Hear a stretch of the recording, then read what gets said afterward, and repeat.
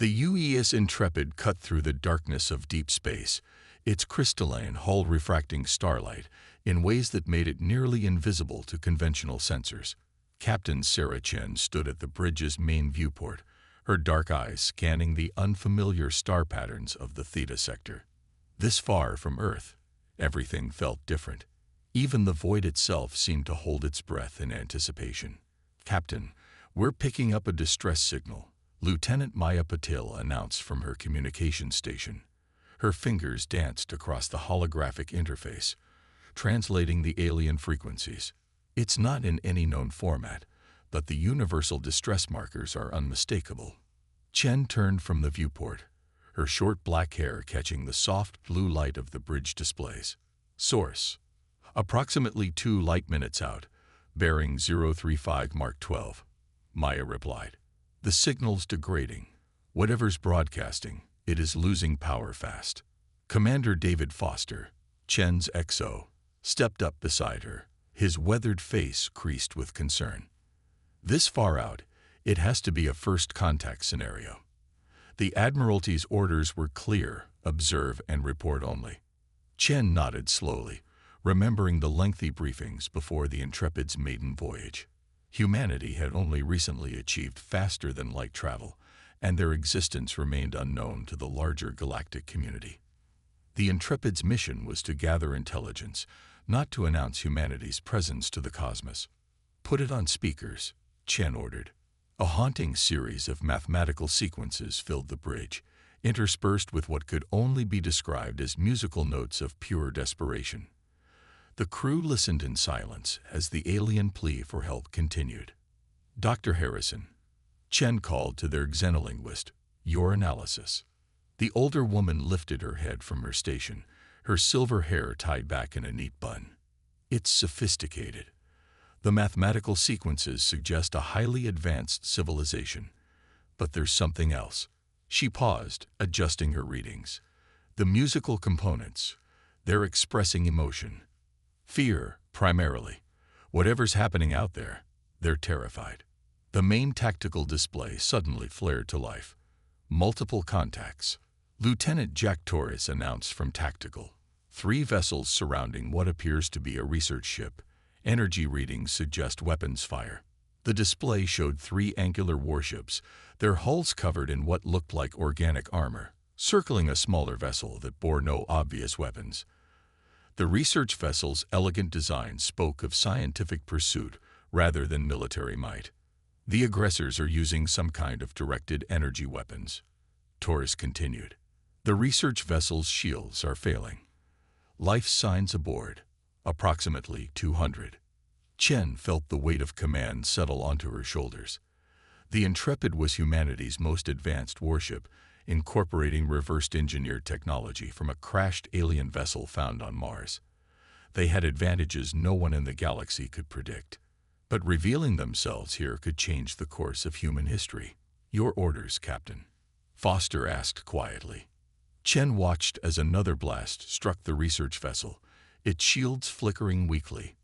"Maya, can you isolate any communications between the attacking ships?" "Yes, Captain." Translating now. Maya's expression darkened. They're demanding the research vessel's data cores. Something about stellar mapping and quantum fold points.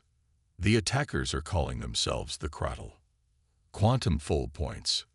Dr. Harrison's head snapped up. "Captain, if I'm interpreting this correctly, they're after faster-than-light travel routes. Strategic information."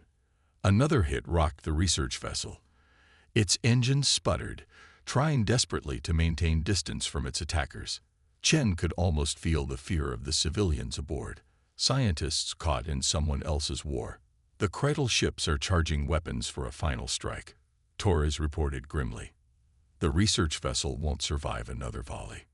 Chen straightened, her decision made. Battle stations. Tactical, load kinetic penetrators in tubes 1 through 4. Maya, prepare our first contact package. Mathematical sequences only. No biological or cultural data. Mr. Foster, sound general quarters. The bridge erupted into activity as klaxons blared throughout the ship. Foster looked at his captain, a slight smile playing at the corners of his mouth. The Admiralty won't be pleased. The Admiralty isn't here, Chen replied, taking her command chair. And I didn't join Starfleet to watch civilians die. Helm, plot an intercept course. Torres, target the lead Cradle vessel's weapons array. Let's introduce ourselves. The Intrepid's engines hummed to life, its crystalline hull beginning to pulse with energy as it prepared for its first real combat engagement. As they closed the distance, Chen couldn't help but think of all the first contact scenarios they'd trained for. None of them had started with a rescue mission. All hands, this is the captain, Chen announced shipwide. We are about to engage in combat with an unknown alien force to protect civilian lives. This will be humanity's first official contact with galactic civilization. Let's make it count. Chen out. The Intrepid accelerated toward the battle, its advanced stealth systems making it nearly invisible against the backdrop of space. The Cradle ships, focused on their prey, remained unaware of the human warship's approach. Range to targets, Chen asked. 30 seconds to optimal firing range, Torres reported. Their sensors haven't detected us yet. The crystalline hull is working exactly as designed. Chen nodded, her hands gripping the arms of her command chair. In seconds, humanity would announce its presence to the galaxy not with words of peace, but with action in defense of the innocent. It wasn't the first contact anyone had planned for, but it was one humanity could be proud of. Weapons range in 5, 4, 3. The Intrepid's hull began to glow brighter, preparing to shed its cloak of invisibility. In moments, the galaxy would learn that a new power had emerged from Earth, one that would not stand idle while the strong preyed upon the weak. 2, 1. Fire. The kinetic penetrators struck with devastating precision. Silent explosions bloomed across the lead Cradle ship's weapons array, shredding organic armor and exposing internal systems to the void. The alien vessel lurched, its next attack on the research vessel dying before it could launch. Direct hits, Torres reported, his fingers already programming the next salvo. Their shields weren't configured for kinetic weapons. They were expecting energy attacks. The bridge crew watched as the remaining Cradle ships broke off their attack on the research vessel, turning to face this new threat. The Intrepid's crystalline hull now pulsed with barely contained energy, fully visible and ready for combat. Incoming transmission from the Cradle vessels, Maya announced. They're demanding our immediate surrender and identification. Chen allowed herself a small smile. Send them our first contact package. Let's see how they handle basic mathematics. The response came almost immediately. A barrage of energy weapons fire that lit up space around the Intrepid. The human ship's advanced shields flared but held, dispersing the attack harmlessly into the void. Shield efficiency at 92%, Foster reported. Their weapons are powerful, but our Mars-derived defense technology is holding. The research vessel is hailing us, Maya cut in. They're requesting immediate assistance. Their life support is failing. Chen nodded. Tactical, keep those Cradle ships busy. Maya, tell the research vessel to prepare for emergency transport. Medical Bay, stand by to receive alien casualties. The Intrepid danced through space, its human crew combining centuries of naval combat experience with technology reverse-engineered from the Mars ruins. The Cradle ships, for all their obvious power, fought with a rigid predictability that spoke of over-reliance on combat computers. Their formation is breaking, Torres announced as another volley of kinetic penetrators found their mark. The lead ship is venting atmosphere. The other two are falling back to regroup. Captain, Dr. Harrison called out, her voice urgent. I've finished analyzing their combat communications. The Cradle, they're not just pirates or raiders. They're an expanding empire. They've been systematically conquering this sector, targeting civilizations they consider technologically inferior. Chen's expression hardened. And now they've found us. Maya, how's that evacuation coming? We've transported the last of the research vessel's crew aboard. They're being treated for minor injuries. Dr. Harrison reports they're called the Nilari, a species dedicated to scientific pursuit. The tactical display suddenly erupted with new contacts. Multiple fold space ruptures detected. Torres shouted, 7. No. 12 new Kretel vessels emerging. Captain, they're calling for reinforcements. Chen stood from her command chair, studying the tactical display. The Kretel reinforcements were emerging in a pattern she recognized from Earth's naval history. They were setting up a classic encirclement. Get us out of here, she ordered. Random jump pattern Delta. We need to get back to Warren Earth. The Intrepid's engines flared as it prepared to jump to fold space, but before they could engage, Maya's console lit up with urgent signals. Captain, we're receiving an emergency transmission from Proxima Dawn. The color drained from Chen's face. Proxima Dawn, humanity's first extrasolar colony, still in its early stages of development. Home to 10,000 civilian colonists, including families with children. The message played through the bridge speakers. This is Governor Williams of Proxima Dawn. We are under attack by unknown alien vessels. They match no known configuration. They're demanding our immediate surrender. My God, they're starting orbital bombardment. To any Earth forces in range, please respond. The Kretel must have picked up our colony's transmissions, Foster said grimly. They're trying to draw us out. Chen looked around her bridge, at the faces of her crew, humanity's first deep space defenders.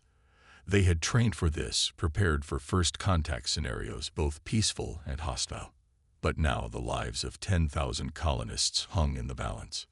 Plot a course for Proxima Dawn, she ordered, her voice steady. Maya, contact our Nilari guests. I want to know everything they can tell us about Kretel tactics and weaknesses. Mr. Foster, prepare the ship for extended combat operations. The Kretel fleet is pursuing, Torres warned. Let them come, Chen replied, settling back into her command chair. They wanted to find out what humanity is capable of. They're about to learn.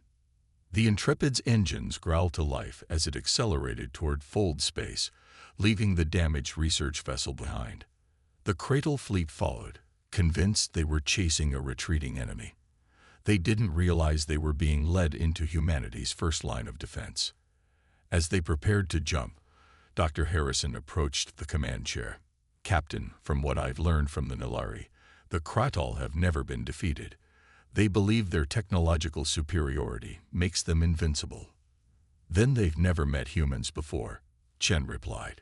Contact Starfleet Command. Tell them to implement Emergency Protocol 01.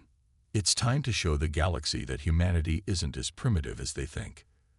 The Intrepid vanished into fold space, racing against time to reach Proxima Dawn. Behind them, the Kretel fleet followed, unaware they were about to face not just one human ship, but humanity's hidden fleet, vessels that had been preparing in secret for this very moment. The battle for Proxima Dawn was about to begin, and with it, humanity's true introduction to galactic warfare. The Kretel were about to learn why you should never underestimate a species that had spent its entire history learning to adapt and overcome. Proxima Dawn hung in space like a blue-green jewel, its orbital habitats glinting in the light of its young sun. The Kretel fleet had already begun their attack, their energy weapons painting bright lines across the colony's weakening shields. On the Intrepid's bridge, Captain Chen watched the tactical display with growing concern. Status of the colonial defenses, she demanded. Shield grid at 30% and falling, Torres reported. The orbital platforms are holding, but they weren't designed for this level of combat. Ground teams report 2,300 civilians in the emergency bunkers. They're still evacuating the outlying settlements. Chen studied the enemy formation. 18 Kretel warships now surrounded the colony, their organic armored hulls pulsing with power as they maintained their bombardment. The Intrepid's arrival had gone unnoticed, thanks to its crystalline stealth systems. Dr. Harrison, what have you learned from our Nilari guests? The xenolinguist consulted her datapad. The Kretel rely heavily on their bioorganic technology. Their ships are partially alive, capable of regenerating damage over time. But there's a weakness. Their organic systems are highly sensitive to electromagnetic disruption. Like an EMP, Foster asked. Similar, but their neural pathways are particularly vulnerable to specific frequencies. Dr. Harrison gestured to a Nilari scientist who had joined them on the bridge. The alien's silvery skin shimmed as they moved forward, their four-fingered hands manipulating a holographic display. "We have studied cradle technology for many cycles," the Nilari scientist, who had chosen the name Echo, explained. "Their ships share a neural network.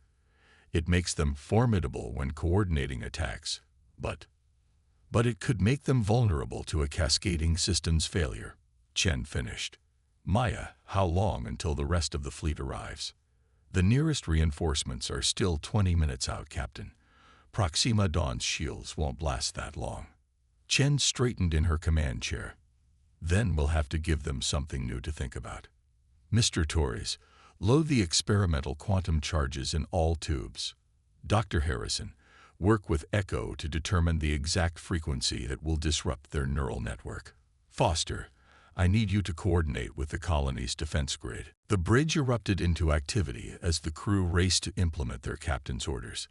The Intrepid's crystalline hull began to pulse with accumulated energy, preparing for what would either be a brilliant tactical victory or a devastating defeat. "Captain," Echo interjected, their large eyes blinking rapidly, "what you're proposing, it has never been attempted. The frequency disruption could trigger a feedback loop through their entire fleet." "That's exactly what I'm counting on," Chen replied. "Humanity spent centuries fighting itself before reaching the stars. We learned that superior technology doesn't always guarantee victory. Sometimes you just need to change the rules of engagement." The tactical display updated as Torres loaded the quantum charges, experimental weapons that could briefly tear holes in the fabric of spacetime. Combined with the neural disruption frequency, they might just give the cradle something they'd never encountered before. "All stations report ready," Foster announced. Chen nodded. "Begin Operation Thunderclap. Maya, broadcast on all frequencies. Let's make sure they know who's hitting them." The Intrepid's stealth systems deactivated as it accelerated toward the cradle fleet. Almost immediately, the alien ships began to react, their formation shifting to face this new threat. "Enemy vessels are powering weapons," Torres reported. "They're launching some kind of biological missiles." "Stay on course," Chen ordered. "Time to show them why humanity survived its own worst weapons. Execute primary sequence.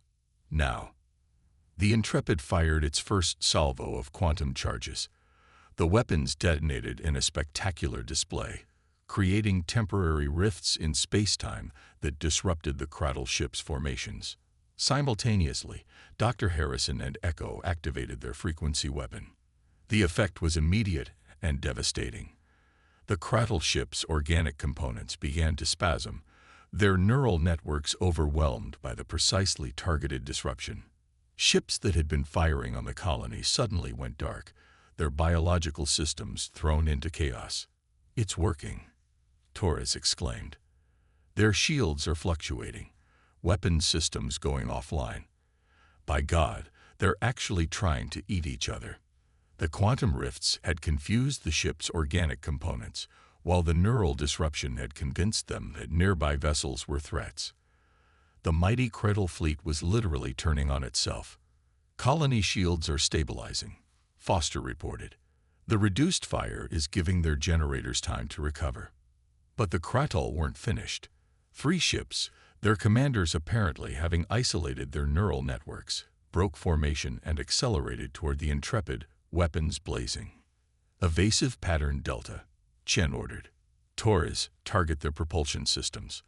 Let's see how they handle a little old-fashioned kinetic warfare." The Intrepid twisted through space, its human crew combining centuries of combat experience with bleeding-edge technology.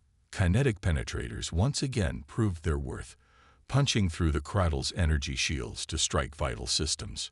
"Captain," Maya called out, "we're receiving transmissions from multiple cradle vessels. They're requesting terms of surrender." The bridge fell silent. Echo stepped forward, their silver skin reflecting the tactical displays. This is unprecedented. The Kratal have never surrendered, not in any recorded battle. Chen stood from her command chair, watching as the remaining functional Kratal ships powered down their weapons. There's a first time for everything.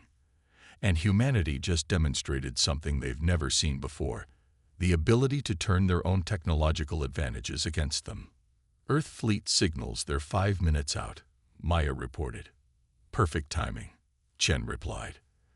They can help us secure our prisoners and begin evacuation procedures for the damaged ships. Send word to Proxima Dawn. The colony is secure. As the adrenaline of battle faded, Chen turned to Echo. I hope this gives your people some hope. The Kratal aren't invincible. They just never faced an enemy that fought differently than they did. Echo's large eyes blinked in what Chen had learned was their expression of agreement. Perhaps this is why the Kratal feared finding other spacefaring races. They knew that somewhere, sometime, they would encounter a species that could adapt faster than they could. The Intrepid's crew began the process of securing their victory. But Chen knew this was just the beginning. The Kratal Empire wouldn't take this defeat lightly, but humanity had proven itself on the galactic stage, and they had done it not through overwhelming force, but through innovation and adaptability. The Battle of Proxima Dawn would be remembered as humanity's true introduction to galactic warfare. It was a lesson the Kratal, and the rest of the galaxy, wouldn't soon forget. News of the Battle of Proxima Dawn spread through the galaxy like a shockwave. 3 weeks after humanity's victory, the UES Intrepid's conference room had become an impromptu diplomatic hub. Captain Chen sat at the head of the table, surrounded by representatives from 6 different species, each with their own story of Kratal oppression. The Kratal have already begun massing their forces, a holographic projection of Admiral Zhang announced from Earth Command. Our long-range sensors detect at least 60 warships gathering in the Arcturus sector. Echo, now serving as the official Nulari ambassador, manipulated a star chart floating above the conference table. They're following standard invasion protocols. The Kratal will attempt to make an example of humanity, to discourage other resistance. Let them try, Chen replied, her voice steady. Every day we gain more intelligence from the ships we captured. Their biological technology is impressive, but inflexible. They never expected to face enemies who could adapt. A tall, crystalline being that called itself Symphony chimed in, its translucent body refracting light across the room. My people, the Harmonious, have observed Kratal warfare for centuries from our hidden outposts. They rely on overwhelming force and technological superiority. The concept of tactical innovation is foreign to them, which is exactly why we need to strike now, Foster added, bringing up tactical data from the Proxima Dawn battle. They're still trying to understand how we defeated them. They don't realize that humans have been practicing asymmetric warfare for our entire history. The conference room erupted in overlapping alien languages as the various representatives debated the proposal. Maya's universal translator worked overtime trying to keep up with the different dialects and concepts. Order, please, Chen called out, rising from her seat. We all know what's at stake here. The Kratal have dominated this sector for too long, relying on their advanced technology to bully and subjugate other species. But technology alone doesn't win wars. Strategy, adaptability, and most importantly, unity does. A holographic display activated in the center of the table, showing the combined fleet assets of all species present. The Nulari contributed their advanced sensor technology and scientific expertise. The Harmonious offered their crystalline ships, nearly invisible to standard detection methods. Other species brought their own unique capabilities, specialized weapons, defensive systems, and tactical knowledge gained from centuries of resistance. The Kratal expect us to cower in fear, Chen continued. They expect us to fragment and flee. Instead, we're going to show them something they've never seen before, a united front of species they dismissed as inferior. Admiral Zhang's hologram nodded approvingly. Earth's full fleet will be operational within the week. Thanks to the technology we've reverse-engineered from the Mars ruins, combined with what we've learned from our new allies, we can match the Krattle's capabilities in several key areas and exceed them in others, Dr. Harrison added, entering the conference room with a team of mixed-species scientists. We've completed our analysis of their neural network vulnerability. By combining human-computer virus concepts with harmonious crystal technology, we can create a disruption cascade that will affect their entire command and control structure. Symphony's crystalline form pulsed with excitement. My people have already begun growing the specialized crystals needed for this weapon. Combined with human programming expertise, we can create something the Krattle's organic technology cannot defend against. The tactical display updated, showing simulation. The Cradle home system blazed with weapons fire as the largest space battle in galactic history unfolded. The UES Intrepid led the Allied fleet's spearhead formation, its crystalline hull reflecting the chaos of combat. On the bridge, Captain Chen watched as hundreds of ships clashed against the backdrop of a blood-red sun. "Status report," she commanded, gripping her chair as another volley of enemy fire struck their shields. "Allied fleet is maintaining formation," Torres reported. "The harmonious stealth squadrons are in position. Military science vessels report the neural disruptor network is nearly ready." The tactical display told the story of humanity's greatest gambit. 200 Allied ships engaged the main Cradle fleet, while cloaked vessels moved into position around key strategic points. The Krattle had gathered over 300 warships to defend their homeworld, their organic hulls forming an imposing wall of living metal. "They're still using standard combat algorithms," Foster observed. "They haven't adapted to our mixed fleet tactics." "Pride," Echo commented from their advisory station. "The Krattle believe their technology is perfect. They cannot conceive of being truly defeated." Another blast rocked the ship. "Shields at 60%. Maya called out. "The Krattle flagship is signaling. They're demanding our unconditional surrender." Chen allowed herself a grim smile. "Tell them what humanity thinks of demands for surrender. Execute Phase 2. The battle shifted as Allied ships suddenly broke formation, splitting into smaller, more agile groups. It appeared chaotic, disorganized, exactly what they wanted the Krattle to think. "Enemy fleet is taking the bait," Torres announced. "They're splitting up to pursue our scattered forces." The Krattle commanders, seeing what they thought was a retreating enemy, committed their forces to pursuit. Their perfect formation dissolved as ships chased what appeared to be easy prey. "Now," Chen ordered. Across the battlefield, harmonious crystal ships decloaked simultaneously. The specialized crystals they had grown for this moment began to pulse with energy, creating a complex web of quantum-entangled particles throughout the combat zone.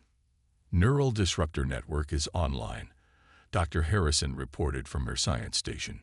"Human virus programs are integrating with harmonious crystal matrices, ready to initiate on your command." Chen stood from her chair, watching as the trap closed. "Send the signal to all Allied ships. Battle Plan Odysseus is in effect." The name was fitting. Like the ancient wooden horse of Troy, they had allowed the Cradle to think they were winning, right until the moment of truth. "Disruption wave initiating," Harrison announced. "Impact in 3, 2, 1. The quantum web blazed to life, enhanced by harmonious crystal technology and guided by human computer viruses. The neural disruption wave struck the Cradle fleet like a tsunami. Ship after ship suddenly lost coordination as their organic components went haywire. Multiple Cradle vessels experiencing cascading systems failures. Torres reported, excitement creeping into his professional tone. Their neural networks are turning against them. The massive Cradle fleet, pride of an empire that had dominated the galaxy for centuries, began to tear itself apart from within. Ships fired on their own allies, organic hulls spasmed and twisted, and carefully coordinated formations dissolved into chaos. "All ships press the advantage," Chen commanded. "Concentrate fire on their command and control nodes." The Allied fleet moved with practiced precision, each species contributing their unique strengths to the assault. Human ships led the charge, their adaptable tactics keeping the Kratel off balance. Nilari vessels provided targeting data with pinpoint accuracy. Harmonious crystal ships slipped through enemy formations, their disruption fields wreaking havoc on organic systems. Kratel flagship is attempting to coordinate a counterattack, Maya reported. They're trying to isolate their neural networks. Not this time, Chen replied. Dr. Harrison, initiate the secondary virus protocol. The human-designed computer virus, carried through the quantum web, struck the Kratel command and control systems. Years of human experience fighting digital warfare combined with alien technology to create something the Kratel had never encountered. A weapon that turned their greatest strength into their greatest weakness. Enemy fleet cohesion is falling apart, Foster announced. Multiple ships are powering down weapons. We're receiving surrender signals across all frequencies. The massive view screen showed the Kratel home system, where orbital defense platforms were going dark one by one. The empire that had seemed invincible was crumbling before the combined might of those they had once dismissed as inferior. Message from the Kratel High Command, Maya announced. They're requesting terms of surrender. The bridge fell silent. Echo stepped forward, their silver skin reflecting the light of victory. In all our recorded history, the Kratel have never surrendered to anyone. This is more than a military victory. It's the end of an era. Chen nodded, feeling the weight of the moment. Send word to Admiral John. The combined fleet has achieved its primary objective. Begin diplomatic protocols. As the battle wound down, Chen looked around her bridge at the mixed crew of humans and aliens working together. They had achieved something unprecedented, not just defeating the Kratel, but uniting multiple species in a common cause. Captain, Echo said softly, my people have a question. Now that the Kratel are defeated, what will humanity do with its influence? Will you become the new power in the galaxy? Chen turned to the tactical display, where Allied ships were already moving to assist damaged Kratel vessels. We'll do what humanity does best. Adapt, innovate, and help others do the same. The galaxy doesn't need another empire. It needs allies who stand together, who combine their strengths, and overcome their weaknesses. The red sun of the Kratel home system cast its light across the battlefield, where former enemies were becoming reluctant partners in a new galactic order. Humanity had arrived on the galactic stage not as conquerors, but as liberators and innovators. Send word to Earth, Chen ordered. Tell them the war is over, and the real work of building a better galaxy is about to begin. The UEA's Intrepid's crystalline hull gleamed as it moved to coordinate rescue operations. Humanity's first major galactic conflict had ended not just in victory, but in the promise of something greater. A future where different species work together, where technology served unity rather than dominance, and where the combined strength of many proved greater than the power of one. The galaxy would never be the same, and humanity had proven that their place among the stars was not just as another spacefaring race, but as pioneers of a new way forward.